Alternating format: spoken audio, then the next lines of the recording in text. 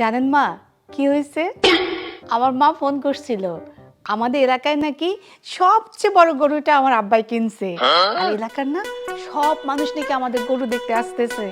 ইস, এবারে কুরবানিটা যদি আমার বাপের বাড়িতে করতে পারতাম তাহলে কত মজা হইতো। হুম, আসছে চাপা মারতে। তোমার বাপে কি কুরবানি দেয় সেটা আমরা ভালো করেই জানি। ভাগে ছাড়া তো কুরবানি দিতেই পারে না। মা, আমি শুনলাম আপনারা নাকি চাঁদরাতে গিয়ে গরু কিনে নিয়ে আসেন ছোটখাটো দেখে, যাতে কেউ না দেখতে পায়।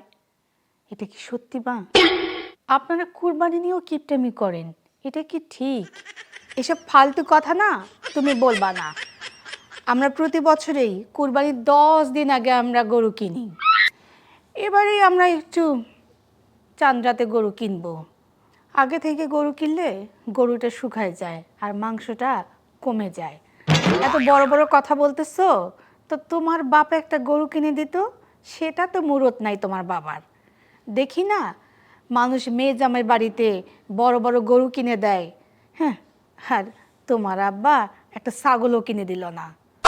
কি যে বলেন না মা, মেয়ে শ্বশুর বাড়িতে গরু কিনে দেবে, বিষয়টা লজ্জার না? তার চেয়ে বরং আমি ফোন করে বলে দিব আত্মীয় যে ভাগটা আছে না, এইটা যেন পুরোটাই আমাদেরকে পাঠাই দেয়। হইছে হইছে বৌমা, তোমার বাবার বাড়ির মাংস না তুমি আর তোমার বাপে খাও, হ্যাঁ, আমাদের লাগবে না।